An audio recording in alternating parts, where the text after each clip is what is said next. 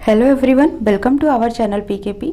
आज की क्लास में हम देखेंगे टेक्स्ट सीरीज आपकी 3 है जो कि यूपी ट्रिपल एस पेट के लिए चल रही है। इसके पहले आपकी practice set 1 and practice set 2 मैंने अपलोड कर लिया है। ठीक है, आप उसको देख सकते हैं जाकर प्रीवियस वीडियोज में। प्लेलिस्ट है आपकी यूपी ट्रिपल एस पेट प्रैक्टिस सेट। ठीक है, तो आप वहां से जाकर उन दोनों को देख लीजिए। आपका तीसरा प्रैक्टिस सेट होगा, चौथा भी आज ही आपको मिल जाना चाहिए। आई होप कि मैं प्रिपेयर कर पाऊँ उसको भी। ठीक है, और आपका जो एग्ज़ाम डेट है वो 20 अगस्त की जगह पर अब 24 अगस्त हो गया है। तो ये आप सभी को पता चल ही गया होगा। ठीक है, बट तैयारी अभी भी आप बहुत अच्छे से ही करिए, ये समझ कर कि टाइम बहुत कम है, और वाकई में टाइम बहुत कम है।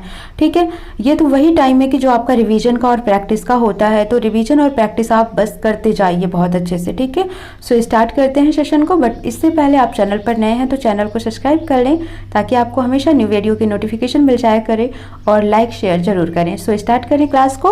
सबसे पहला क्वेश्चन आता है हमारा यहाँ पर, हड़प्पा सभ्यता संबंधित है कांस्य युग से, नवपाषाण युग से, पाषाण युग से या लौह युग से। तो याद रखना आप सभी की जो हड़प्पा सभ्यता है, ठीक है, ये किससे है? कांस्य युग से। तो राइट आंसर आपका क्या हो जाएगा? कांस्य युग से ये संबंधित होता है। ठीक है, और जो सिंधु सभ्यता होता है, ठीक है, सिंधु सभ्यता के लिए सामान्यतः 3 नामों का प्रयोग करते हैं हम। कौन सी? एक तो भारत की प्राचीन सभ्यता, सिंधु घाटी की सभ्यता एवं हड़प्पा सभ्यता। ठीक है, तो सिंधु सभ्यता को हम 3 नाम से जानते हैं, भारत की प्राचीन सभ्यता, सिंधु घाटी की सभ्यता एवं हड़प्पा सभ्यता। और सिंधु सभ्यता को हड़प्पा सभ्यता कहकर पुकारा जाना अधिक उपयुक्त होगा। ठीक है, तो यहाँ पर आपसे पूछा गया है कि हड़प्पा सभ्यता किससे संबंधित, तो आप बोलेंगे कांस्य युग से। नेक्स्ट आता है, निम्न में से कौन बेमेल है? तो जब आपको संधियां याद होंगी, एक्ट याद होंगे, तभी आपको ये चीजें पता चल पाएंगी, अदरवाइज आपको ये पता नहीं चल पाएगा। ठीक है, इलाहाबाद की संधि 1765 में हुई थी, तो ये तो सही है, मेल है इसका। मैंगलोर की संधि 1784 में हुई थी। देखो, यहीं से ही आपको और चीजें पता चल जाती हैं। जैसे इलाहाबाद की संधि कब हुई थी तो याद कर लेना 1775 में, 65 में, और मैंगलोर की संधि कब हुई थी तो 1784 में। ठीक है, उसके बाद आता है एका आंदोलन। एका आंदोलन इन्होंने दिया 1919 से 1920। तो ये आपका राइट नहीं है, रॉन्ग है, क्योंकि जो एका आंदोलन हुआ था वो 1921 से 1922 के बीच में हुआ था। तो आपका बेमेल अब कौन सा हो गया? सी वाला बेमेल हो गया। तो राइट ऑप्शन आपका सी हो जाएगा। ठीक है, याद रखना इसका। इलाहाबाद की संधि हुई थी 1765 में, मैंगलोर की संधि हुई थी 1784 में, और एका आंदोलन हुआ था 1921 से 22 के बीच में। नेटिव मैरिज एक्ट जो था वो 1872 में था। ठीक है, नेक्स्ट क्वेश्चन पे चलते हैं। कौटिल्य के अर्थशास्त्र में किस पहलू पर प्रकाश डाला गया है? आर्थिक जीवन, राजनीतिक नीतियां, धार्मिक जीवन या सामाजिक जीवन। तो आपको पता है कौटिल्य अर्थशास्त्र के हैं। ठीक है, तो ये किससे संबंधित है? राजनीतिक नीतियां। इन्होंने किस पहलू पर प्रकाश डाला है? राजनीतिक नीतियों पर प्रकाश डाला है। किस वर्ष बाबर ने सुल्तान इब्राहिम लोदी को पानीपत की लड़ाई में पराजित किया था? ठीक है, तो जो पानीपत की लड़ाई थी तो कब हुई थी, ये याद रखो। तो पानीपत की लड़ाई कब हुई थी? 1526 ईस्वी में हुई थी। तो याद रखना, तो यहाँ पर राइट आंसर आपका क्या हो जाएगा? 1526। कुछ इस तरीके से याद रख सकते हैं आप कि 26 में पानी पिया, ठीक है, 27 में खाना खाया। तो खानवा का युद्ध कब हुआ था? 1527 में हुआ था बाबर का। ठीक है, इसी तरीके से घग्गर का युद्ध था। तो ये सभी चीजें आप इनको एक ट्रिक से याद कर लेना कि कब कब इन्होंने कौन कौन से युद्ध लड़े थे। ठीक है, तो इन्होंने बोला कि पानीपत की लड़ाई में इब्राहिम लोदी को कब पराजित किया था। तो आपका राइट आंसर यहाँ पर क्या बनेगा? 1526, यानी बी इसका राइट आंसर हो जाएगा। क्वेश्चन नेक्स्ट देखते हैं हम। निम्नलिखित गुप्त शासक का कालक्रम निर्धारित कीजिए। ठीक है, तो गुप्त शासक का जो कालक्रम है, तो यहाँ पर आप देखेंगे सबसे पहले किसका काल पीरियड था। तो यहाँ पर जो पीरियड था सबसे पहले वो श्रीगुप्त का था, 240 से 280 ईसा पूर्व। क्या था? 240 से 280 ईसा पूर्व था किसका? श्रीगुप्त का। फिर 335 से 375 था समुद्रगुप्त का। 335 से 375 समय था किसका? समुद्रगुप्त का। फिर था 375 ईस्वी से रामगुप्त का। देन आता है स्कंदगुप्त का। स्कंदगुप्त का 455 से 467 था। ठीक है, तो इसको अब आप एक सीक्वेंस में लगाइए। तो जब आप काल देखेंगे तो सबसे पहले कौन से थे? श्रीगुप्त थे, फिर समुद्रगुप्त थे, फिर रामगुप्त थे, फिर स्कंदगुप्त थे। तो एक सीक्वेंस में आप इन गुप्त शासक को लगाएंगे तो राइट आंसर आपका क्या बन जाएगा? सी, ए, BD, CABD किस में है? सी में, तो राइट ऑप्शन आपका सी हो जाएगा। नेक्स्ट क्वेश्चन देखते हैं, 1764 में बक्सर युद्ध के समय बंगाल का गवर्नर कौन था? ठीक है, तो जब बक्सर का युद्ध हुआ था उस समय पे बंगाल का governor William Drake, Robert Clive, Vansittart या वर्लेस्ट। ठीक है, तो इन चारों ऑप्शन में से आपका राइट आंसर क्या हो जाएगा? जो बंगाल का गवर्नर था बक्सर के युद्ध के समय, वो आपका राइट आंसर हो जाता है बेंसीटार्ट। ठीक है, क्या ऑप्शन हो जाएगा आपका? बेंसीटार्ट, यानी कि सी इसका राइट आंसर हो जाएगा। ठीक है, याद हो जाएगा बंगाल के गवर्नर, कैसे याद रखोगे? देखो बक्सर, ठीक है, बक्सर युद्ध के समय बंगाल का गवर्नर कौन सा था? बेंसीटार्ट। तो बक्सर का युद्ध करके वो टाटा बोल गया, तो ठीक है बेंसीटार्ट ऐसे याद रखना। 1764 में भारतीय राष्ट्रीय कांग्रेस की पहली बैठक किस शहर में हुई थी? तो भारतीय राष्ट्रीय कांग्रेस की जो पहला अधिवेशन हुआ था, पहली बैठक हुई थी, वो 28 दिसंबर 1885 को हुई थी। कहाँ पर हुई थी? मुंबई में हुई थी। ठीक है, तो ये याद रखना, क्योंकि आपका ये भी क्वेश्चन बन सकता है कि इसकी पहली बैठक कब हुई थी या इसकी स्थापना कब हुई थी, तो 1885 याद रखना। ठीक है, तो 1885 में 27 से 28 दिसंबर यानी 2 दिन की बैठक थी इनकी, जो कि मुंबई शहर में चली थी। तो बम्बई इसका राइट आंसर बी हो जाएगा। भूदान आंदोलन किसने प्रारंभ किया था? तो ये सभी याद होगा। भूमि से भाव याद रखना, जिसको भाव होगा वही भू को दान कर पाएगा। विनोबा भावे इसके राइट आंसर हो जाते हैं। ठीक है, नेक्स्ट आता है भारत में ईस्ट इंडिया कंपनी। भारत में ईस्ट इंडिया कंपनी का पहला गवर्नर जनरल कौन था? ठीक है, तो ऑप्शन है Robert Clive, sir John Shore, Warren Hastings, marquess of Hastings. तो कौन था भारत में ईस्ट इंडिया कंपनी का पहला गवर्नर जनरल? तो क्या हो जाएंगे यहाँ पर? Warren Hastings. तो सी इसका राइट आंसर हो जाएगा।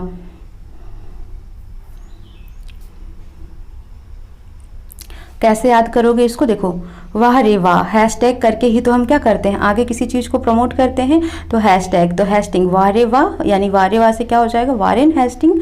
ठीक है, क्या चलाए थे? ईस्ट इंडिया कंपनी के पहले गवर्नर जनरल बने थे। ठीक है, आज़ाद हिंद फौज का गठन कब हुआ था? तो याद रखना आज़ाद हिंद फौज का गठन 1 सितंबर 1942 को हुआ था। तो 1942 यहाँ पर दिया हुआ है और तारीख नहीं दी हुई है। ठीक है, तो 1942 में हुआ था।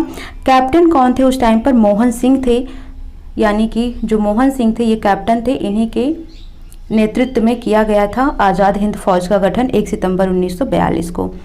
अभ्रक किस राज्य में बहुतायत में पाया जाता है?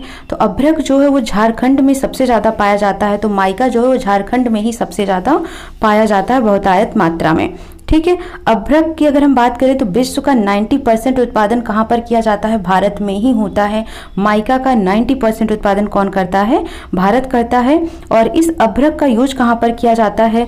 तो रंगों में, सजावट, दवा आदि जगह इसका उपयोग किया जाता है। और ये चमकीला पदार्थ होता है जो कि थोड़ा सा परतदार भी होता है। ठीक है, अधिकांश मौसमी घटनाएं किस मंडल में होती हैं? तो आपको वायुमंडल की 5 सीमाएं तो पता ही होंगी। सबसे नीचे क्या होता है? क्षोभ मंडल होता है, फिर समताप मंडल होता है, फिर आयन मंडल होता है, फिर बहिर्मंडल होता है, फिर उससे आगे वायुमंडल होता है।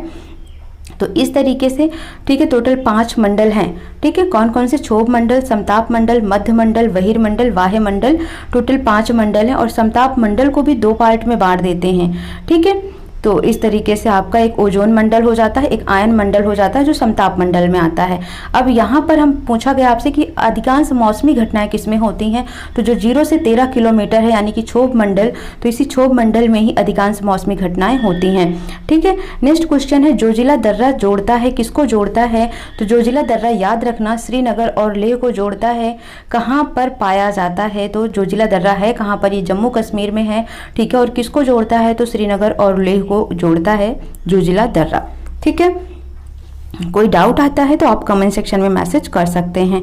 क्लियर?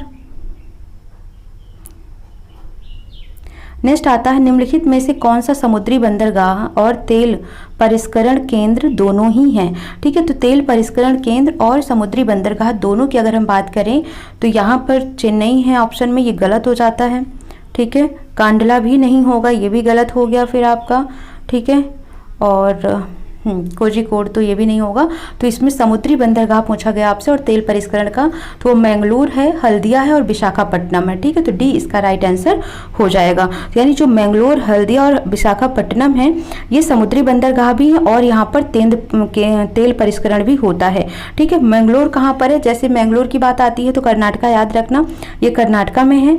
हल्दिया कहाँ पर है, पश्चिम बंगाल में है। ठीक है, विशाखापट्टनम भारत का सबसे गहरा बंदरगाह है, तो ये भी याद रखना। ठीक है, इन 3 पॉइंट्स को याद रखना। और सबसे पुराना अगर पूछता है तो चेन्नई में भारत के सबसे पुराना बंदरगाह है। ठीक है, और चेन्नई कैसा बंदरगाह है, तो ये कृत्रिम बंदरगाह है, ये कृत्रिम बंदरगाह यानी कि आर्टिफिशियल है ये। ठीक है ना, तो आपको ये सारे पॉइंट याद हो गए। मैंगलोर कर्नाटक में, हल्दिया पश्चिम बंगाल में, विशाखापट्टनम सबसे गहरा बंदरगाह है, सबसे पुराना बंदरगाह कौन सा है, चेन्नई है। ठीक है, और चेन्नई कैसा बंदरगाह है, तो कृत्रिम बंदरगाह है। ठीक है, तो ये सभी पॉइंट्स आपको याद रखना है।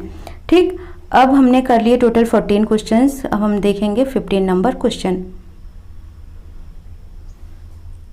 देखते हैं 15 नंबर क्वेश्चन है आपका, भारतीय पर्यटन के स्वर्ण त्रिभुज में निम्नलिखित से कौन से शहर सम्मिलित हैं। ठीक है, तो स्वर्ण त्रिभुज में पर्यटन, तो पर्यटन का मतलब है कि घूमना, तो घूमने आप ज़्यादा से ज़्यादा कहाँ पर जाते हैं, आगरा, दिल्ली, जयपुर। तो याद रखना, इसमें ज़्यादा रटने की जरूरत नहीं है। आगरा, दिल्ली, जयपुर जो हैं ये स्वर्ण त्रिभुज बनाते हैं। इसी तरीके से स्वर्णिम चतुर्भुज भी है आपका, है ना, तो याद रखना आप उसको भी, जिसको शेरशाह सूरी ने ही बनाया था, स्वर्णिम चतुर्भुज। ठीक है, अब आता है world economic situation and prospect शीर्षक से रिपोर्ट किस अंतर्राष्ट्रीय संस्था द्वारा जारी किया जाता है। ठीक है, world economic situation and prospect शीर्षक से रिपोर्ट किस अंतर्राष्ट्रीय संस्था द्वारा जारी किया जाता है, तो ये होता है यूनाइटेड नेशन यानी कि संयुक्त राष्ट्र संघ के द्वारा। तो सी राइट आंसर हो जाएगा। ठीक है, सी इसका राइट आंसर हो गया, यानी कि सी जारी करता है। अब आपका क्वेश्चन नंबर 17 है। ठीक है, वन नीति के अनुसार, वन नीति के अनुसार कितने प्रतिशत क्षेत्र वनों से आच्छादित होना चाहिए, यानी कि ढका हुआ होना चाहिए, तो 33% जो है वो वनों से आच्छादित होने चाहिए। उदारीकरण, निजीकरण और भूमंडलीकरण की नीति नई आर्थिक नीति यानी जो न्यू इकोनॉमिक पॉलिसी थी के रूप में निम्न में से किस प्रधानमंत्री द्वारा स्वीकार की गई थी। ठीक है, तो याद रखना नरसिम्हा राव जी के बारे में, तो उदारीकरण, निजीकरण और भूमंडलीकरण की नई जो पॉलिसी थी वो नरसिम्हा राव सरकार द्वारा, या जो ये प्रधानमंत्री थे उस टाइम पर, ठीक है, तो इनके द्वारा इसको स्वीकार किया गया था। ठीक है, और जो 24 जुलाई 1991 था, 24 जुलाई 1991 को भारत में उदारीकरण की घोषणा की गई थी। तो उदारीकरण में सबसे ज़्यादा कौन माना जाता है, डॉक्टर मनमोहन सिंह माने जाते हैं। ठीक है, तो उस समय प्रधानमंत्री पीवी नरसिम्हा राय थे। किस समय पर, 24 जुलाई 1991 को भारत में उदारीकरण की घोषणा वित्त मंत्री डॉक्टर मनमोहन सिंह ने किया था। ठीक है, और जब 1991 में वित्त मंत्री थे कौन, मनमोहन सिंह, उसी टाइम पर प्रधानमंत्री कौन थे, ये नरसिम्हा राव थे। ठीक है, जब उदारीकरण की घोषणा की गई थी, तो सपोर्ट करने वाला फिर कौन हुआ यहाँ पर उदारीकरण को, तो नरसिम्हा राव। और आप देखेंगे तो इस टाइम पर पूर्व प्रधानमंत्री हमारे जो मनमोहन सिंह थे, डॉक्टर मनमोहन सिंह, ठीक है, तो वो भी उदारीकरण को ही फॉलो करते थे, मानते थे। ठीक है, तो याद रखना। नेक्स्ट आता है भारत में मिश्रित अर्थव्यवस्था का अर्थ क्या है। तो मिश्रित अर्थव्यवस्था का मतलब होता है पब्लिक और प्राइवेट दोनों को ही कोलैबोरेट करना। तो ये आपका राइट आंसर हो जाएगा, सार्वजनिक तथा निजी क्षेत्र का सह अस्तित्व। विशेष आर्थिक क्षेत्र CSEZ, विशेष आर्थिक क्षेत्र, तो जो स्पेशल इकोनॉमिकल जोन है अधिनियम प्रभावित हुआ, कब हुआ था, 2004, 5 या 2006 या 2007 में। तो कब हुआ था, 2006 में हुआ था। संविधान के किस भाग में पंचायती राज व्यवस्था संबंधी प्रावधान दिए गए हैं। तो इसमें से देखो ज़्यादातर 8 और 9 में कन्फ्यूजन होती है, क्योंकि वही दोनों है, तो इसमें से इस तरीके का कोई ऑप्शन नहीं है। तो आप याद रखना 9th में जो है वो पंचायती राज व्यवस्था का प्रावधान है। नहीं समझ आता है तो ये सभी चीज़ें मैंने डिस्कस कर रखी है, आपको polity bye Poonam ma'am playlist में जाकर आप वहाँ से चेक कर सकते हैं। ठीक है, पढ़ सकते हैं, वहाँ से भी टाइम है, 2 की स्पीड में, 1.5 की स्पीड में आप करके फटाफट देख लें, रिवाइज कर लें। नेक्स्ट क्वेश्चन है 22, सूची 1 और सूची 2 को सुमेलित कीजिए, नीचे दिए गए कोड से सही उत्तर चुनिए। तो संविधान संशोधन किस आर्टिकल में है? अब यहाँ पर देखो, जैसे आपको कुछ चीज़ें आ रही हैं, कुछ चीज़ें नहीं आ रही हैं। तो संविधान संशोधन तो आई होप आप सभी को ही आता होगा कि 368 में, क्योंकि हमेशा जब भी जीएसटी लागू हुआ था उस टाइम पे बहुत ये फेमस हुआ था। तो अनुच्छेद 368 याद रखना कि आर्टिकल 368 जो है संविधान संशोधन से है। वित्त आयोग बहुत बार पूछा जाता है, 280 में है। ठीक है, वित्तीय आपात किस में है? तो आपातकाल जो है वो 352, 56 और 60 में है। तो यहाँ पर वित्तीय आपात की बात की गई है तो 360 में है। और अखिल भारतीय सेवा किस में है? 312 में है। तो अब आप इसको मैच कर दीजिए, तो मैच करेंगे तो राइट ऑप्शन आपका हो जाएगा बी, यानी कि 4, 3, 1, 2। ठीक है, भारतीय संविधान की व्याख्या करने वाला अंतिम प्राधिकारी होता है, कौन होता है? यह आपसे पूछा गया है। ठीक है, उच्चतम न्यायालय, प्रधानमंत्री या राष्ट्रपति या सांसद। तो भारतीय संविधान की व्याख्या करने वाला अंतिम प्राधिकारी कौन होता है? उच्चतम न्यायालय होता है। निम्नलिखित में कौन सा सही सुमेलित नहीं है? सार्वजनिक स्वास्थ्य एवं स्वच्छता राज्य सूची का विषय है। ठीक है, जनगणना संघ सूची का विषय है। ठीक है, राज्यसभा में सीटों का बंटवारा द्वितीय अनुसूची में नहीं, तो ये गलत हो गया, द्वितीय अनुसूची में ये नहीं है, ये चौथी अनुसूची में है। तो यही है आपका सही सुमेलित नहीं है। और दल विरोध जो है वो 10वीं अनुसूची में है। ठीक है, समझ आ गया आपको यहाँ पर?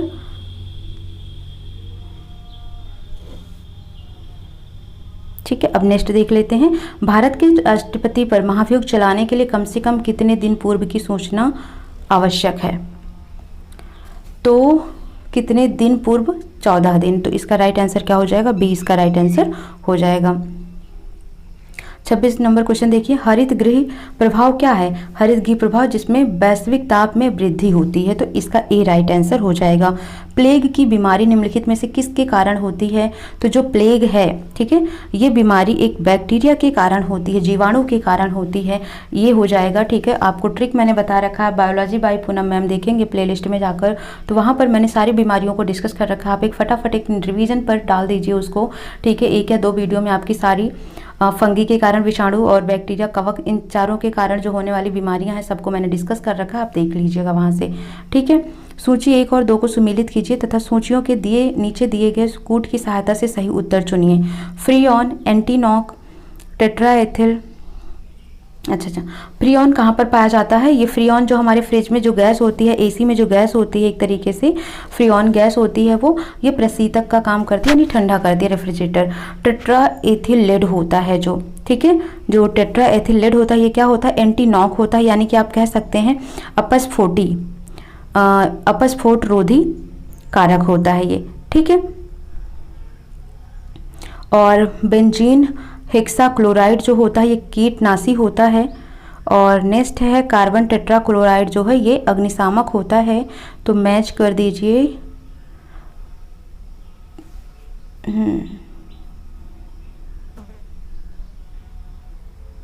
तो हो जाएगा आपका 2, 1, 4, 3। कौन सा हो जाएगा? डी इसका राइट आंसर हो जाएगा। ठीक है, कोलाइड बिलियन में कणों का आकार होता है। तो कोलाइड बिलियन में कणों का आकार कितना होता है? देखो 3 तरीके के बिलियन होते हैं, एक होता है आपका ट्रू बिलियन, दूसरा होता है कोलाइड, तीसरा होता है सस्पेंशन। तो जो कोलाइड बिलियन होता है उसमें 10⁻⁻7 सेंटीमीटर से 10⁻⁵ सेंटीमीटर इसका आकार होता है।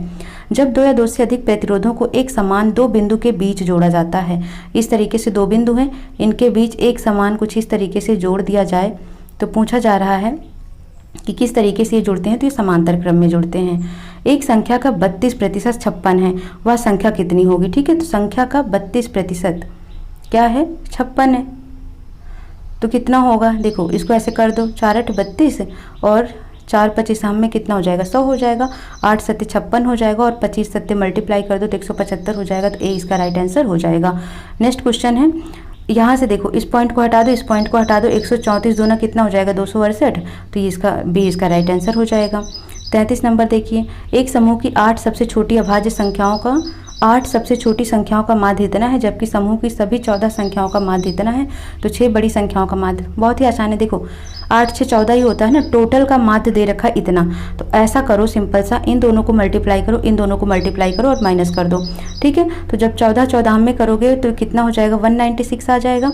और माइनस इन दोनों को मल्टीप्लाई कर दो, कितना हो गया? 8 पंचे 40, 8 दूनी 16, 4 20 और 8 एकम 8 तो 10, तो कितना आ गया, 100 आ गया। ठीक है, तो 196 में से 100 माइनस कर दो तो कितना आ गया, ये 96 आ गया। और 6 सबसे बड़ी संख्याओं का माध्य निकालना है, तो 96 को क्या करो, 6 से भाग दे दीजिए। 6 एकम 6, 6 छंग 37, कितना आ जाएगा, 16 आ जाएगा इसका माध्य। ठीक है, तो 6 सबसे बड़ी संख्याओं का माध्य कितना आ गया, 16 आ गया। 34 नंबर देखिए, x = 9 दिया, y = √17, तो इसकी वैल्यू निकालनी है। तो देखो यहाँ पर x स्क्वायर है और ये y स्क्वायर, यहाँ पर जब हम वैल्यू करेंगे तो x स्क्वायर कितना हो जाएगा, 81 हो गया। y स्क्वायर कितना हो जाएगा, तो 17 ही आ जाएगा। इसके पावर कितना करना, -1/3। तो पहले इसको ही सॉल्व कर लो। तो 81 में से 17 जाएगा, तो 11 में से 7 गया, क्या हो गया, 4। ठीक है, और 7 में से 1 गया, कितना हो गया, 6 हो गया। और इसके पावर क्या है, -1/3 है। तो हम इसको ऐसा लिख सकते हैं 1/64 पावर 3। ठीक है, तो कितना हो जाएगा ये, 4 चौक 16, चौको 64। ठीक है, तो इसको अगर हम ऐसे लिख देंगे 1/4 के पावर क्यूब, ये 1/3 रहेगा। ठीक है, और अपॉन में क्या हो जाएगा, 1/3, तो 3 से 3 कैंसिल हो जाएगा, ये आ जाएगा 1/4।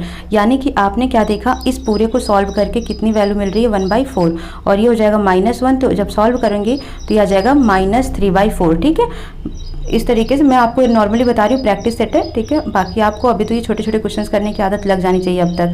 एक बॉक्स में 350 बल्ब हैं, यदि 12% बल्ब फ्यूज हो गए तो कितने बल्ब बेचने के लिए पर्याप्त हैं। चाहे तो आप इसका 12% निकाल कर माइनस कर दीजिए, या तो 12% खराब है तो सही कितने हैं, तो 35 का 88% निकाल लो, इतना सही होगा। तो 88% जब निकालेंगे तो 0 से 0 कट गया, 5 सत्ते 35, 5 दूनी 10, 2 चौके 8, 2 चौके 8, 7 चौक 28, 7 चौक 28, 2 30। तो कितने बल्ब हैं जो सही हैं, 308 बल्ब हैं जो सही हैं वो। ठीक है, क्योंकि बेचने के लिए पर्याप्त है, तो जो फ्यूज है उसको तो हमें काउंट ही नहीं करना था। तो जब 100 में से 12% फ्यूज ही हो गए तो बचे कितने, 88%। तो 350 का 88 निकाल लो तो ये आ जाएगा 308।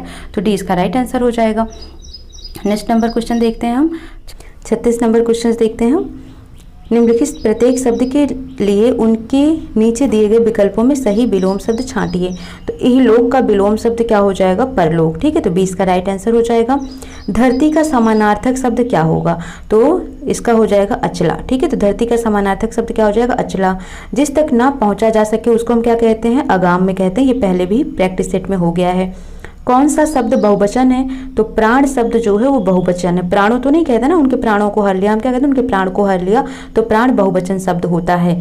भारत भारती किस भाषा में लिखा हुआ ग्रंथ है, तो भारत भारती आपका जो है ये खड़ी भाषा में लिखा हुआ ग्रंथ है। अब यहाँ पर आपको एक पैसेज दिया हुआ है जिसे हमें कर कर सॉल्व करना है। इसके नीचे इनके क्वेश्चंस के आंसर्स भी दिए हुए हैं। ठीक है, तो उसको आपको टिक करना है सही आंसर। तो स्टार्ट करते हैं पैसेज। क्वेश्चन नंबर 41 to 43 हमको यहीं पर मिलने वाले हैं। In 776 BC, the first Olympic Games were held at the foot Mount Olympus to honor the Greek chief god Jesus। ठीक है, तो यहाँ पर माउंट ओलंपिस याद रखना। ठीक है, कहाँ पर हुआ था, माउंट ओलंपिस में हुआ था। The Greek emphasised physical fitness and strength in their educational of youth. ठीक है, जो ग्रीक थे उन्होंने किस पर ज़्यादा जोर दिया, एम्फेसाइज्ड का मतलब होता है जोर दिया, किस पर, फिजिकल फिटनेस पर, and strength in their education of youth. ठीक है, और जो यूथ हैं उनके एजुकेशन में बहुत ज़्यादा ही ध्यान दिया। Therefore contest in running, jumping, discus and javelin throw, boxing and horse and chariot racing were held in the individual cities and the winners competed every 4 years at Mount Olympus. Winners were greatly honored by having poems sung about their deeds. Originally, these were held as game of friendship, and any war in progress were halted to allow the games to take place.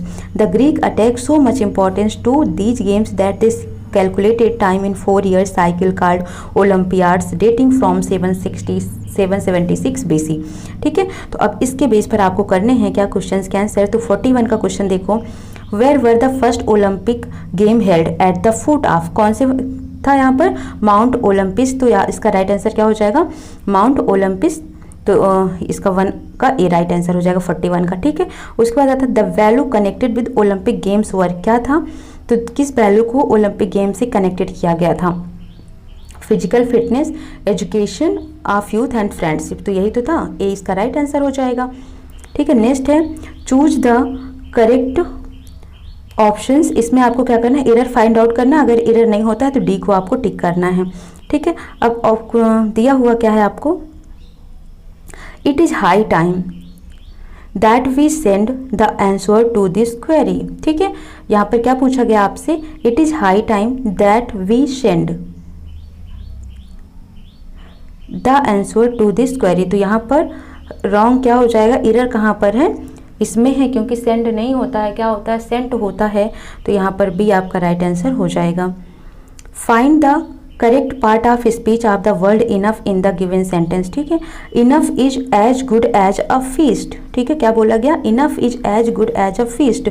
तो यहाँ पर ये क्या है, एक तरीके का noun है, तो नाउन यानी कि 44 का आंसर क्या हो जाएगा आपका बी, ठीक है। Change into passive voice, he had committed a mistake, ठीक है। He had committed a mistake, तो इसको क्या बनाना है, पैसिव वॉइस में बनाना है। तो यहाँ पर देखो, ही हैड का क्या हो जाएगा, हैड बीन हो जाएगा। तो क्या स्टार्ट करेंगे हम, a mistake had been committed by him. तो किस में दिया हुआ है, सी में, तो इसका राइट आंसर क्या हो जाएगा, C, a mistake had been committed by him. Next question देखते हैं 46, 11 तारीख के 5 दिन बाद कौन सा दिन होगा। 11 तारीख के 5 दिन बाद कौन सा दिन होगा यदि उसी महीने की 22 तारीख को सोमवार पड़ता है। तो यहाँ पर सिंपल सा देख लो, तो 22 तारीख को अगर सोमवार है तो 11 तारीख को क्या होगा, तो 22 में से 7 को माइनस कर दीजिए तो क्या आ जाएगा 15। तो इसका मतलब 15 को भी सोमवार है ना, और 15 को भी सोमवार है तो 11 को क्या होगा, पीछे आ जाइए, इसमें से और 7 माइनस कर दीजिए 15 में से, तो क्या हो जाएगा 8 आ जाएगा, ठीक है। यानी कि 8 को क्या था, सोमवार था, तो 11 को क्या था, मंगल बुध।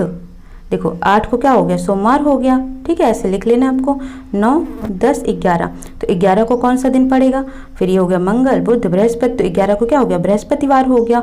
अब कह रहा है 11 तारीख के 5 दिन बाद, तो बृहस्पतिवार में भी आपको क्या करना है, 5 दिन ऐड कर देना है, ठीक है। तो जब बृहस्पतिवार में आप 5 दिन ऐड कर देंगे तो आपको क्या मिलेगा, शुक्र शनि रवि सोम मंगल, तो आपको क्या मिल जाएगा, मंगलवार। तो इसका 46 का राइट आंसर क्या हो जाएगा, बी राइट आंसर हो जाएगा, ठीक है।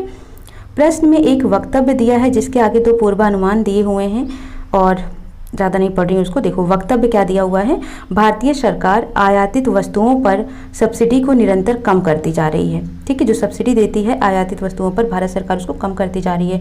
तो पूर्वानुमान इसका यह है कि सरकार अधिक भार वहन करने में समर्थ नहीं है, या सरकार इस पैसे से आर्थिक स्थिति में और अधिक सुदृढ़ता ला सकती है। यानी वो वक्तव्य है और ये क्या है, पूर्वानुमान है, ठीक है। वक्तव्य है और वो पूर्वानुमान है।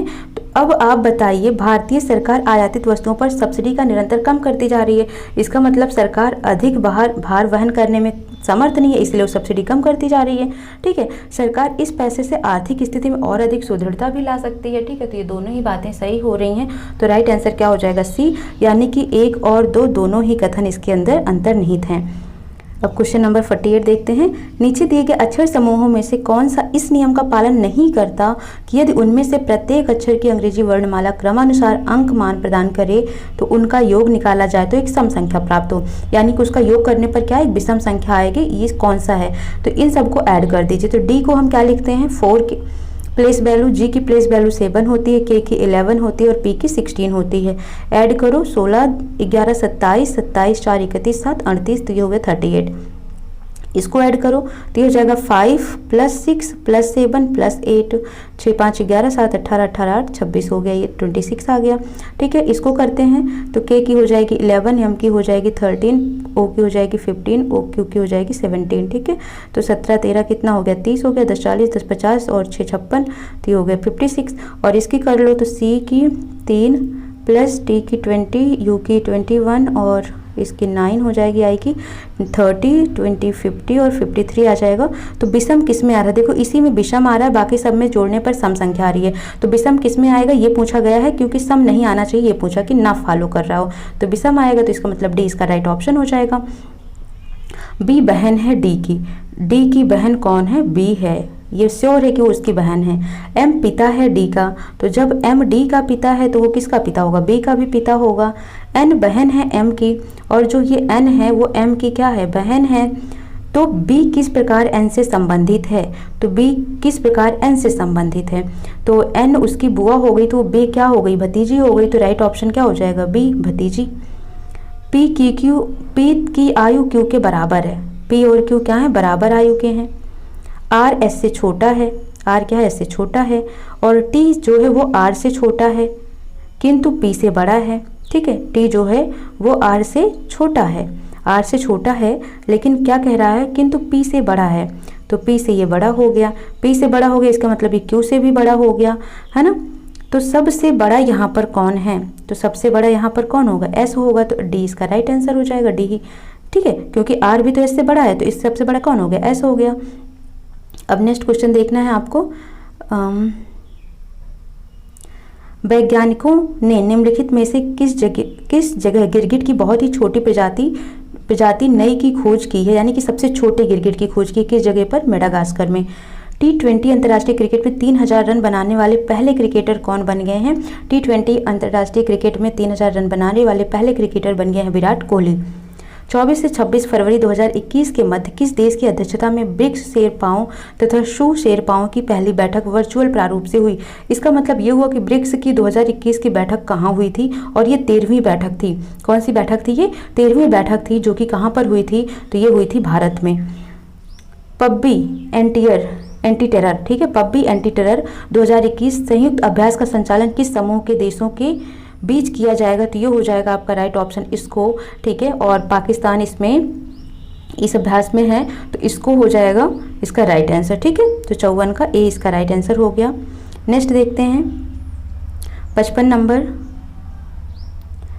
H5N8 बर्ड फ्लू से इंसानों के संक्रमित होने का विश्व का सबसे पहला मामला किस देश में आया था, ठीक है, तो कहाँ पर आया था, रूस में आया था सबसे पहला मामला।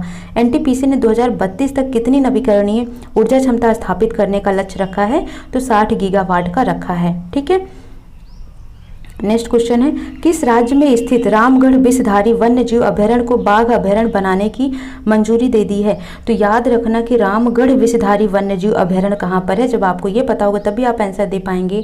तो रामगढ़ विषधारी वन्य जीव अभयारण्य को कहाँ पर है, राजस्थान में है, जिसको बाघ अभयारण्य बनाने की मंजूरी दी गई है। किस देश के फुटबॉलर सामी खेदिरा ने संन्यास की घोषणा की है, तो सामी खेदिरा कहाँ के फुटबॉल प्लेयर हैं, ये आपसे पूछा जा रहा है, तो ये कहाँ के हैं, जर्मनी के। 100 औषधीय पौधों पर ई पुस्तक का विमोचन किसने किया, औषधीय पुस्तक की बात कर रहा है, ठीक है, किसने किया, किरण रिजिजू ने, तो इसका राइट आंसर हो जाएगा सी। किस राज्य की गुच्छी मशरूम को जीआई टैग दिया गया, तो जम्मू कश्मीर के गुच्छी मशरूम को जीआई टैग दिया गया। परवेज मुशर्रफ की जीवन कथा in the line of fire के गुप्त लेखक कौन है, हुमायूं गौहर, हामिदी कश्मीरी, जाकिर हुसैन, ठीक है, या कोई नहीं इनमें से, तो राइट आंसर क्या हो जाएगा, जो हुमायूं गौहर हैं ये गुप्त लेखक हैं किसके, in the line of fire. Jump ball शब्द निम्नलिखित में से किससे संबंधित है, तो बास्केटबॉल में जंपिंग करते हैं ना, ऐसे याद रखना, जंप बॉल, तो इसका राइट आंसर क्या हो जाएगा आपका, जंप बॉल का हो जाएगा आपका बास्केटबॉल, यानी कि सी इसका राइट आंसर हो जाएगा, ठीक है। नेक्स्ट देखते हैं, नेपाल की पहली महिला राष्ट्रपति कौन थी, तो पहली महिला राष्ट्रपति में नेपाल की विद्या देवी भंडारी थी, ये कई बार पूछा गया है, तो इसको याद रखना, इंपॉर्टेंट क्वेश्चन बन जाता है, ठीक है। और अगर पूछता है कि नेपाल के पहले प्रधानमंत्री कौन थे, तो तुलसी गिरी थे, कौन थे, तुलसी गिरी ये पहले प्रधानमंत्री थे नेपाल के। डॉक्टर सलीम मोइजुद्दीन अली अब्दुल किसके लिए प्रसिद्ध हैं, तो ये पक्षी वैज्ञानिक थे, ठीक है। मोहिनी अट्टम नृत्य मूल रूप से विकसित हुआ कहाँ पर, तो मोहिनी अट्टम मूल रूप से कहाँ पर हुआ है, तो तमिलनाडु इसका राइट आंसर हो जाएगा। सॉरी मोहिनी अट्टम कहाँ का है, केरल का है, ठीक है, तो केरल इसका राइट आंसर हो जाएगा, यानी कि बी इसका राइट आंसर हो जाएगा। नेक्स्ट है 66, कारगिल विजय दिवस कब मनाया जाता है, 22 जुलाई, 11 जुलाई, 26 जुलाई या 20 जुलाई को, तो कारगिल विजय दिवस मनाया जाता है 26 जुलाई को, यानी कि सी इसका राइट आंसर हो जाएगा, ठीक है। नेक्स्ट क्वेश्चन है, तानसेन सम्मान किस राज्य सरकार ने शुरू किया था, उत्तर प्रदेश, मध्य प्रदेश, महाराष्ट्र, राजस्थान। तो आपका राइट आंसर हो जाएगा मध्य प्रदेश सरकार ने। नेताजी सुभाष राष्ट्रीय खेल संस्थान कहाँ पर है? तो नेताजी सुभाष राष्ट्रीय खेल संस्थान कहाँ पर है? पंजाब में। तो पंजाब का पटियाला में। ठीक है। जनता पार्टी के शासनकाल के दौरान भारत के राष्ट्रपति कौन थे? फखरुद्दीन अली अहमद, नीलम संजीव रेड्डी, ज्ञानी जैल सिंह, आर वेंकट रमन। तो राइट आंसर आपको हो जाएगा नीलम संजीव रेड्डी। ये जनता पार्टी के शासनकाल के दौरान भारत के राष्ट्रपति थे। अंटार्कटिक की खोज किसने की थी या किसके द्वारा की गई थी? तो अंटार्कटिक की खोज की गई थी अमेरिकी के द्वारा। ठीक है। तो यहाँ पर भी इसका राइट आंसर हो जाएगा। नेक्स्ट 71 से 80 नंबर क्वेश्चंस आपको यहाँ पर गद्यांश के पैराग्राफ पढ़ने हैं और उसके आंसर्स करने हैं। ठीक है। ये 10 नंबर तो बहुत इंपॉर्टेंट है क्योंकि इनको हाथ से नहीं जाने देना है। ठीक है। सो स्टार्ट करते हैं पैराग्राफ 1। तो देखते हैं, अहिंसात्मक अभ्यास का मार्ग ही अलग है। फौज में प्रतिदिन कवायद, कसरत, क्रूरतापूर्ण शिकार इत्यादि कराए जाते हैं। अहिंसात्मक अभ्यास इससे बिल्कुल भिन्न है।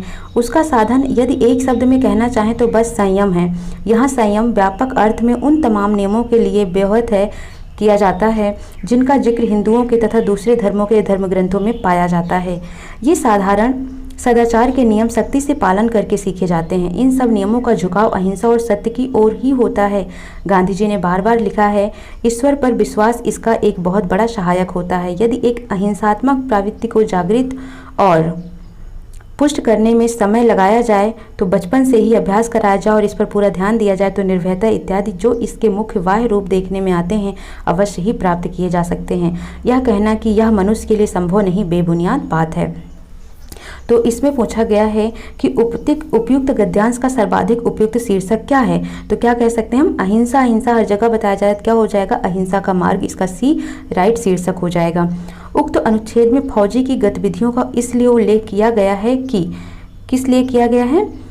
सैनिक शिक्षा को अनिवार्यता सांकेतित की जाए। ठीक है। तो ये तो नहीं है। फौज का महत्व निरूपित किया जाए, नहीं। अहिंसात्मक अभ्यास का विवेचन किया जा सके, नहीं। अहिंसात्मक अभ्यास की उससे पृथकता प्रतिपादित की जा सके, तो डी इसका राइट आंसर हो जाएगा। ठीक है। निर्भयता आदि गुणों को सीखने के लिए आवश्यक क्या है? आवश्यक क्या है कि बचपन से ही अहिंसात्मक प्रवृत्ति का अभ्यास किया जाए। धर्म ग्रंथ में सर्वाधिक बल दिया गया है किस चीज का? सदाचार के नियमों पर, भक्ति ज्ञान पर, धर्म पालन पर, सहिष्णुता पर। तो राइट आंसर क्या हो जाएगा? सदाचार के नियमों पर। सदाचरण की प्रमुख चर्चित दिशाएं क्या होती हैं? ठीक है। तो इसकी सही दिशा क्या है? सदाचरण की सत्य और अहिंसा। तो सी इसका राइट आंसर हो जाएगा। अब गद्यांश नंबर 2 है जो प्रेमचंद्र के बारे में है। प्रेमचंद्र की जो सबसे बड़ी शक्ति है वह अधिकांश आलोचकों ने पहचानी ही नहीं, वह है आचरण की भूमि। यानी जो इनकी सबसे बड़ी शक्ति है वो क्या है? आचरण की भूमि है। प्रेमचंद्र के जीवन चित्रण और आचरण में पूर्ण साम्य है। उनका समस्त साहित्य उनकी आत्मविव्यक्ति है। असंख्य पात्रों में उनकी अपनी सात्विकता चरितार्थ है। ये अपने नैतिक, राष्ट्रीय और भाविक व्यक्तित्व को अनेकानेक कल्पित नर नारियों के चरित्र में बांटकर वे अपने साहित्य जगत पर छा गए हैं। उनके लिए साहित्य आचरण से स्वतंत्र कला मार्ग, कलाकर्म मात्र नहीं है। उनके पात्रों पर दया, क्षमा, ममता, ओजस्विता और बलिदानशीलता प्रेमचंद्र की अपनी अनुभूति है। सामग्रिक संप्रकृति का ऐसा उदाहरण बिरले ही मिलेगा। प्रेमचंद्र के प्रत्येक पात्र पर उनके व्यक्तित्व तथा आचरण की छाप है। वह अपने पात्रों का जीवन जिए हैं और उन्होंने अपने आचरण की सम्यकता और पवित्रता का झीना आवरण अपनी कला सृष्टि पर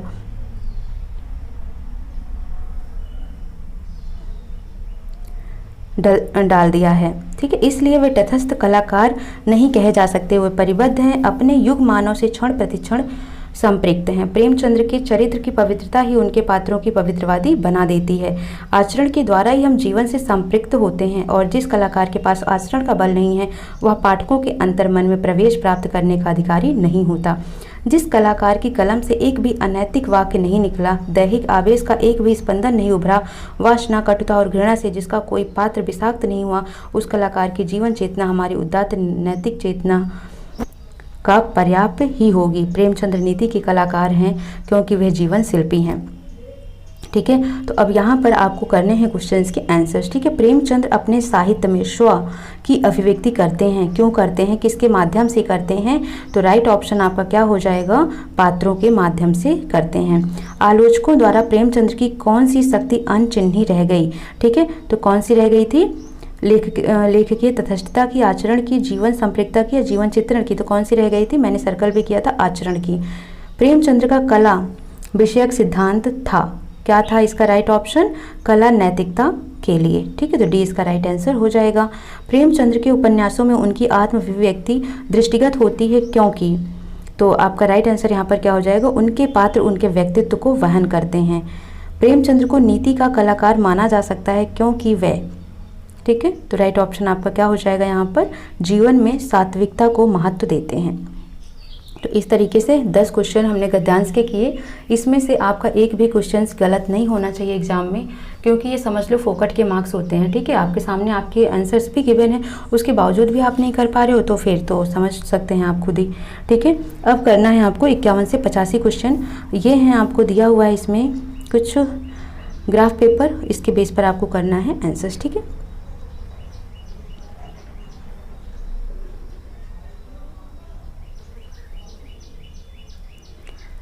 ओके, तो सबसे पहला देखते हैं।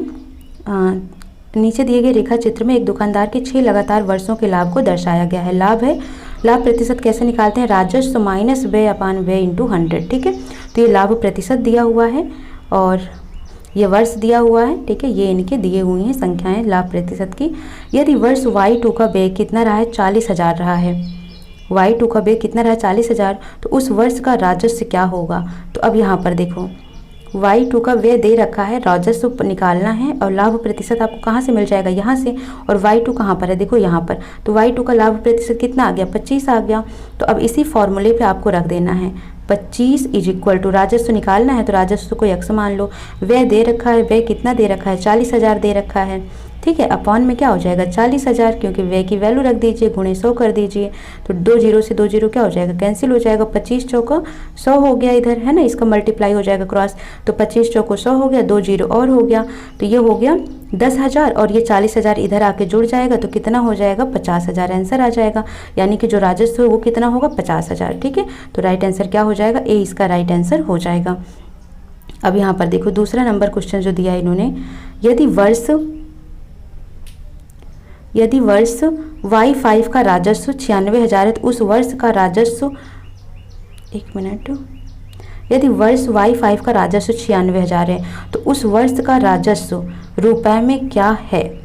ठीक है, किस में पूछ रहा है, रुपए में। तो Y5 का राजस्व कितना दे रखा है, 96,000 दे रखा है, तो व्यय मान लेते हैं। वैसे आपको यहाँ पर ना क्वेश्चन थोड़ा करेक्ट कर लेना, राजस्व दे रखा है तो राजस्व ही पूछ रहा है तो ये गलत हो गया, ये व्यय है। ठीक है, यहाँ पर व्यय पूछा जाना चाहिए तो व्यय इसको निकालना है आपको।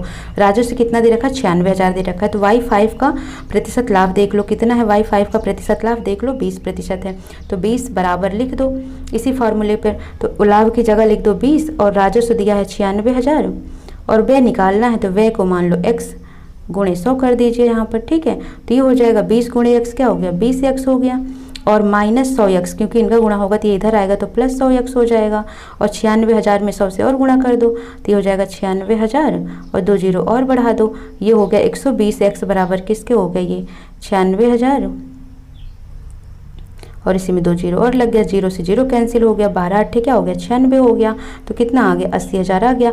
ठीक है, तो ये हो गया आपका व्यय, तो राइट आंसर क्या हो जाएगा इसका 80,000, 20 का राइट आंसर हो जाएगा। ठीक है, Y1 तथा Y4 का व्यय क्रमशः इतना और इतना है, Y1 तथा Y4 का कुल लाभ में लाभ क्या है। ठीक है, ये पूछा गया है, तो Y1 का लाभ निकाल लो, तो Y1 का देखो,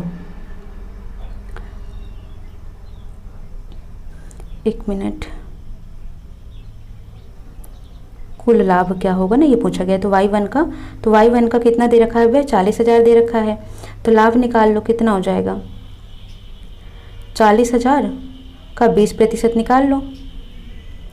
ठीक है, Y1 का लाभ क्या हो जाएगा, व्यय का लाभ प्रतिशत, जितना व्यय करोगे उसका लाभ प्रतिशत 40,000 का, तो Y1 कितना था, तो Y1 आपका है, देख लो यहाँ पर Y1 है 20% और Y4 है 12%। ठीक है, तो करना क्या है, 40,000 का 20% निकाल लो और 60,000 का 12% निकाल लो और दोनों को जोड़ दो, तो 12% जब 20% निकालेंगे तो 2 जीरो से 2 जीरो ये कैंसिल हो जाएगा, इसका 12% तो 2 जीरो से 2 जीरो कट गया, ये हो जाएगा 12 छंग 72, 7200 हो गया, ये हो जाएगा 20 चौक 80, 8,000 आ जाएगा। ठीक है, और 8,000 और 7200 को जोड़ेंगे तो 15,200 आ जाएगा, तो सी इसका राइट आंसर हो जाएगा। ठीक है, क्या पूछा गया है, Y1 और Y4 का लाभ पूछा गया है, रुपए में क्या होगा। ठीक है, परसेंटेज आपको पता है तो बस उसी का परसेंटेज निकाल दीजिए। 84 देखिए Y3 तथा Y4 का व्यय क्रमशः इतना और इतना, इन 2 वर्षों का औसतन राजस्व क्या होगा। ठीक है, तो अब सिंपल सी बात है, Y3 का राजस्व निकाल लो पहले, तो व्यय गुणे 100% प्लस लाभ हो जाएगा, है ना। इसी फॉर्मूले से ही देखो यहाँ पर अगर हम लाभ निकालें, राजस्व निकालें, ठीक है, यहाँ से, तो ये हो जाता है आपका राजस्व इज इक्वल टू व्यय गुणे ये हो जाएगा लाभ प्रतिशत, है ना, व्यय गुणे लाभ प्रतिशत और गुणे व्यय गुणे 100, ये भी तो है। तो ऐसा करते हैं हम, अगर हमको निकालना है राजस्व तो इसी फॉर्मूले पे ही रख के निकाल लेते हैं। ठीक है, तो Y3 का कितना दिया हुआ है, व्यय दे रखा है 10,000, तो राजस्व निकालते हैं, तो ये हो जाएगा लाभ कितना है, लाभ है 10 Y3 का, तो ये Y3 का लाभ देखो यहाँ पर कितना है, देखो 10 है ना, ये 10 है, तो अब इसी पे रख कर निकाल लो राजस्व। तो ये हो जाएगा लाभ की जगह 10 रख दो, राजस्व को x मान लो, व्यय तुम्हारा कितना दे रखा है, 1 लाख दे रखा है, अपान में 1 लाख कर दो, गुणे 100 कर दो। ठीक है, तो ये 2 जीरो से 2 जीरो कट गया, 1000 है, उधर जाके कितना हो जाएगा, 10,000 हो जाएगा, और 10,000 को 1 लाख में जोड़ दो तो 1,10,000 आ जाएगा। ठीक है, तो Y3 का राजस्व कितना आ गया, 1,10,000 आ गया। दूसरा Y6 का पूछा था, तो Y6 का देख लो यहाँ पर कितना है, 18 है लाभ प्रतिशत, तो Y6 का राजस्व निकाल लो, 18 is equal to x minus इसका कितना दे रखा था, 2 लाख दे रखा है, अपान में 2 लाख गुणे 100 हो जाएगा, तो 2 जीरो से 2 जीरो कट कर दीजिए, तो 18 दूनी 36, तो ये आ जाएगा, हाँ 36,000 आ जाएगा। ठीक है, और 2,36,000 जब जोड़ देंगे तो 2,36,000 आ गया, और उसका राजस्व आया था 1,10,000, तो दोनों के राजस्व का औसत पूछा है ना, तो 1,36,000 और इसी में सॉरी 2 36 है और 1 10 है, इसको जोड़ दीजिए तो कितना आ जाएगा ये, तो ये आ जाएगा आपका 3,46,000, यही तो आ गया, और इसको 2 से भाग दे दीजिए क्योंकि औसत निकालना है, तो 2 एकम 2, 2 7 14, 2 3 6, तो ये हो जाएगा 1,73,000 औसतन राजस्व आ जाएगा इन 2 वर्षों का। ठीक है, नेक्स्ट है Y1 Y4 Y6 का व्यय दे रखा है इतना, तो Y2 का राजस्व क्या होगा। ठीक है, तो Y2 का राजस्व आप कैसे निकालेंगे, कितना है ये, 1 लाख है ना, तो Y2 का राजस्व देखो, यहाँ से जाइए, तो पहले इन सब का व्यय देख लो, Y1 Y4 Y6, तो Y1 Y4 Y6 इन सबको जोड़ लो, कितना आ गया ये, 18 और 12 हो गया 30, 30 20 कितना हो गया, 50 हो गया, और Y2 का कितना है, 25 है, तो हमको क्या निकालना, हम परसेंटेज निकालना है ना, तो 25 बटे कितना हो गया, ये 50 हो गया, और कितने का, 1 लाख का निकाल लो, बस इतने का। ठीक है, तो 0 से 25 दोनों 50 हो गया, और 1 लाख का कट कर दो तो 50,000 आ जाएगा, तो राइट ऑप्शन आपका क्या हो जाएगा, 50,000। ठीक है, नेक्स्ट क्वेश्चन है 86 से 90 पाई चार्ट दिया हुआ है, क्रिकेट, फुटबॉल, हॉकी, कबड्डी सबका परसेंटेज दिया हुआ है। फुटबॉल की तुलना में कबड्डी पसंद करने वाले छात्रों का अनुपात, यानी कि फुटबॉल और कबड्डी का अनुपात निकालना है। ठीक है, तो फुटबॉल हो गया 28 और वो हो गया 22, तो 28 और 22 का अनुपात निकाल लो। फुटबॉल की तुलना में कबड्डी पसंद करने वाले छात्रों का अनुपात, ओके, तो इसमें आपको करना पड़ेगा कबड्डी पसंद करने वाले छात्रों का अनुपात, तो 22 कबड्डी बटे आपको फुटबॉल करना होगा, तो 22 बटे 28 हो जाएगा, 2 एकम 2, 2 चौक 8, इस तरीके से हो जाएगा, 11 बटे 14, तो सी इसका राइट आंसर हो जाएगा। नेक्स्ट क्वेश्चन है क्रिकेट से संबंधित सेक्टर कोण क्या होगा, क्रिकेट का कितना परसेंटेज है, देखो 17% है, तो निकाल लो, बहुत ही आसान होता है। ठीक है, तो कितना हो जाएगा, 17%, 17 बटे 100 किसका, 360 का, इसको निकाल लो, सॉल्व कर लोगे तो 0 से 0 कैंसिल हो जाएगा, ये 3.6 गुणे 17 आ जाएगा। ठीक है, तो 17 का और इसका जब गुणा कर दोगे तो आ जाएगा 17 और ये हो जाएगा 61.2%। ठीक है, तो ये हो जाएगा आपका डी इसका राइट आंसर हो जाएगा। अगर कुल 700 छात्र हैं तो हॉकी को पसंद करने वाले और फुटबॉल को पसंद करने वाले के बीच क्या अंतर होगा, तो यहाँ पर 700 छात्र दे रखे हैं। ठीक है, हॉकी और फुटबॉल को, तो हॉकी और फुटबॉल का अंतर देख लो, हॉकी और फुटबॉल का अंतर, तो 33 में से 28 घटाओ कितना आ जाएगा, 5%, तो 700 का 5% निकाल लो।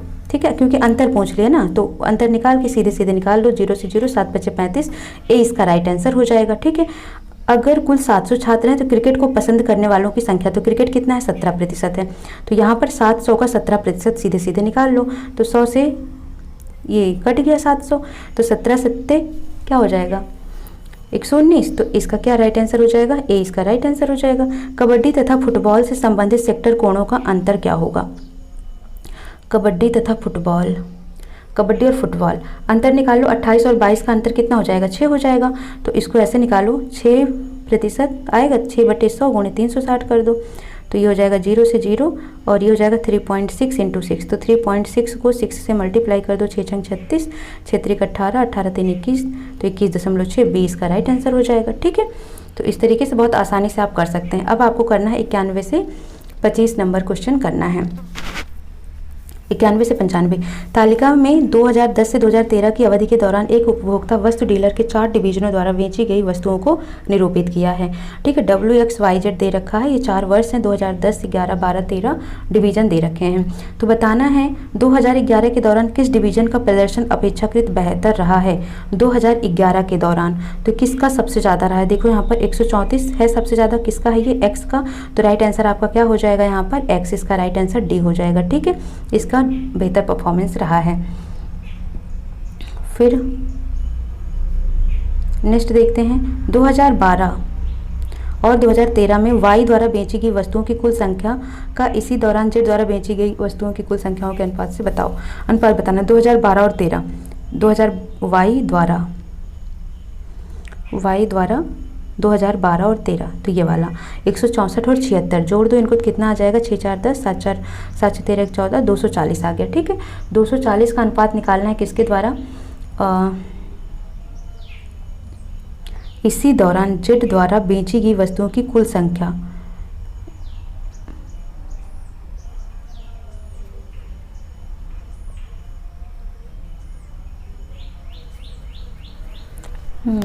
ये आएगा आपका। ठीक है, इसी दौरान जेड द्वारा, यानी कि ये तो वाई द्वारा हो गया और इसी दौरान जेड द्वारा, तो जो 2012 से 13 का जेड द्वारा भी निकाल लो, तो कितना हो जाएगा ये 6 और 9 8 17 हो जाएगा। और ये कितना आया था 6 4 10 7 6 13 1 14, 240, इन दोनों का अनुपात निकाल लो। ठीक है, जब अनुपात निकाल लोगे तो कट कर दो इसको 4 से, 4 छंग 24 और 4 चौक 16, 4 चौक 16, फिर से 4 से कट कर दो, 4 एकम 4, 4 एकम 4, 15 चौको 60, 15/11 आ जाएगा, है ऑप्शन यस, तो सी इसका राइट आंसर हो जाएगा। ठीक है,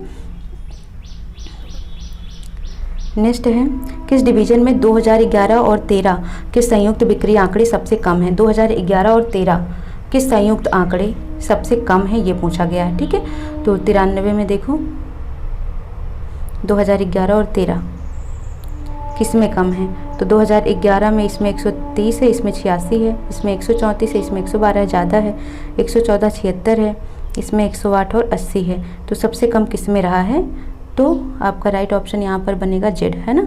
तो जेड में सबसे कम रहा है, तो जेड इसका राइट आंसर कर दीजिए। जेड किस ऑप्शन में है, डी में, तो डी इसका राइट ऑप्शन हो जाएगा। ठीक है, 4 वर्षों की अवधि के दौरान W डिवीजन द्वारा बेची गई वस्तुओं की औसत संख्या, तो W का सब प्लस करके 4 से भाग दे दो। ठीक है, तो ये W है, इसको प्लस कर लो, 100 प्लस 230 370 और 8 370 में 80 जोड़ दो, तो कितना हो जाएगा ये 450 और 6 56, तो 456 को 6 से भाग दे दीजिए, तो ये हो जाएगा 6, ठीक है सॉरी 4 से ना, 4 से भाग देना, 4 एकम 4, 4 एकम 4, 4 चौक 16, तो ये आ जाएगा 114, इसका राइट आंसर हो जाएगा, यानी कि ऑप्शन नंबर सी हो जाएगा राइट आंसर। 2012 के दौरान सभी डिवीजनों द्वारा बेची गई वस्तुओं की संख्या कितनी है।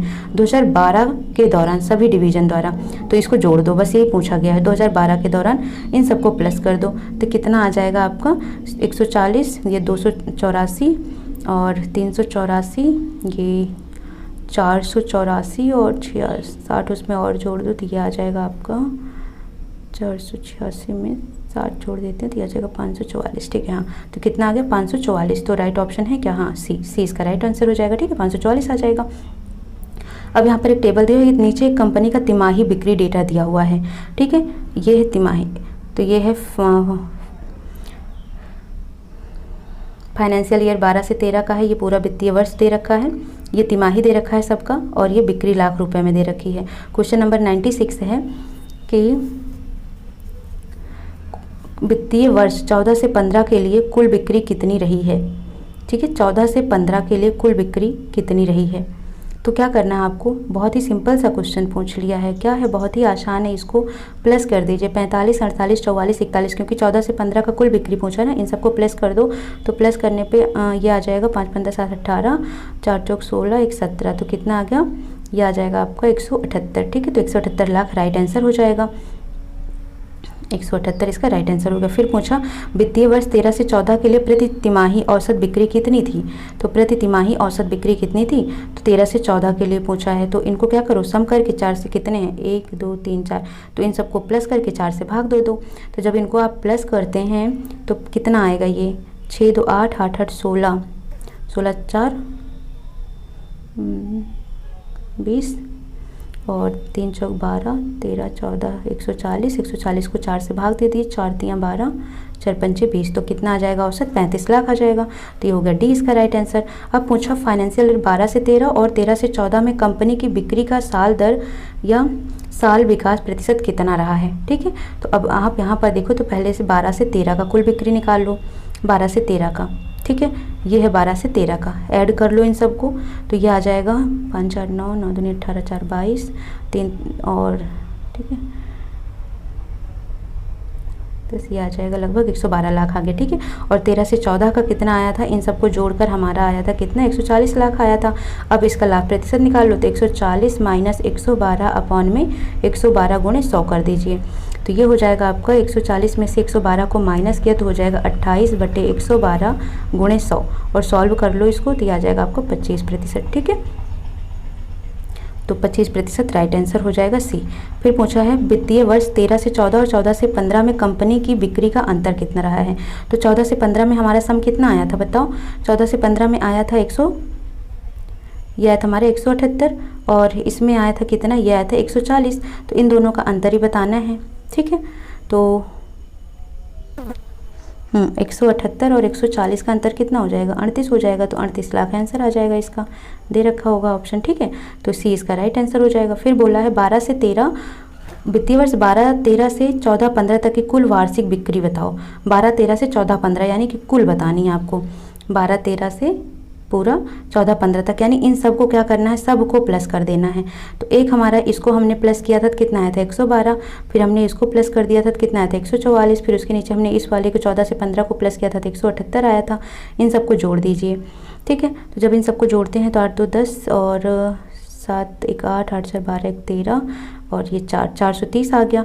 ठीक है, तो कुल बिक्री का 430 आ गया, और 430 आगे क्या पूछा इसमें, कुल वार्षिक बिक्री। ठीक है, तो ये तो तिमाही हो गया, तो इसको क्या करना है, 430 को आपको 4 से मल्टीप्लाई कर दीजिए, क्योंकि उन्होंने वार्षिक पूछा, तिमाही नहीं पूछा है।